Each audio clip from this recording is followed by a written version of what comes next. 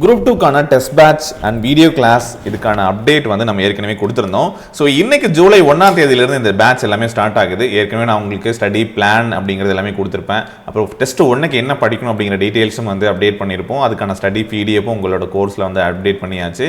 நீங்கள் இன்னையிலேருந்து எப்போ வேணாலும் இந்த டெஸ்ட்டை எத்தனை முறை வேணும்னாலும் அக்சஸ் பண்ண முடியும். அண்ட் இதை வந்து நீங்கள் இன்னைக்கு தான் எழுதி முடிக்கணும் அப்படிங்கிற எந்த ரெஸ்ட்ரிக்ஷனும் கிடையாது. ஓகேங்களா?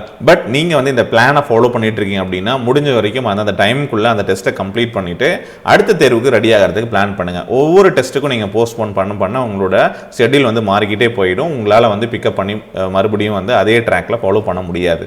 ஸோ பின்னாடி கஷ்டமாக இருக்கும். அதனால முடிஞ்ச வரைக்கும் ஸ்டார்டிங்கில் கஷ்டமாக தான் இருக்கும். அப்படி ஒரு டெஸ்ட் 2 டெஸ்ட் அப்படிங்கிறத ஃபாலோ பண்ணிட்டீங்க அப்படின்னா நீங்கள் அதுக்கு அடாப்ட் ஆக ஆரம்பிச்சிருவீங்க.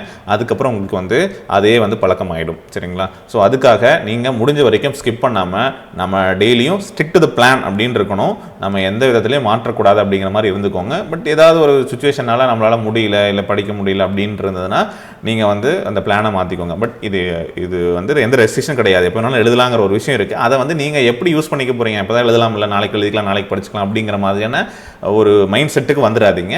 நம்ம இதை முடிச்சே ஆகணும் அப்படிங்கிற மாதிரியான மைண்ட் செட்டுக்கு வாங்க. சரிங்களா? அப்படி முடிச்சிங்க அப்படின்னா தான் இதை எல்லாத்தையும் கம்ப்ளீட் பண்ண முடியும் அப்படிங்கிறதையும் நீங்கள் வந்து புரிஞ்சுக்கோங்க.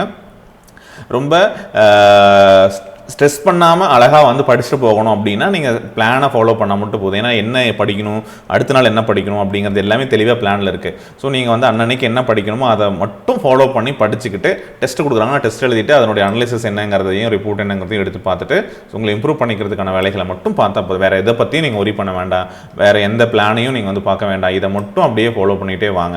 ஸோ புதுசாக யாராவது ஜாயின் பண்ணுறீங்க அப்படின்னா நீங்களும் இந்த டெஸ்ட் பேட்சஸில் என்ரோல் பண்ணிக்கலாம். ஸோ அதுக்கான லிங்க் நான் அந்த வீடியோக்குள்ள டிஸ்கிரிப்ஷனில் வந்து கொடுக்குறேன். நீங்கள் டைரெக்டாக போயிட்டு ஆப்லையும் பர்ச்சேஸ் பண்ணிக்கலாம். அப்படி இல்லைனா எங்களோட வாட்ஸ்அப் நம்பர் இருக்குது, அதுக்கு காண்டாக்ட் பண்ணிங்க அப்படின்னாலும் உங்களை வந்து ஆட் பண்ணி கொடுத்துருவோம். சரிங்களா? ஸோ இந்த நம்பர்ஸ் வந்து பார்த்தீங்க அப்படின்னா ஸ்க்ரீனில் தெரியுது.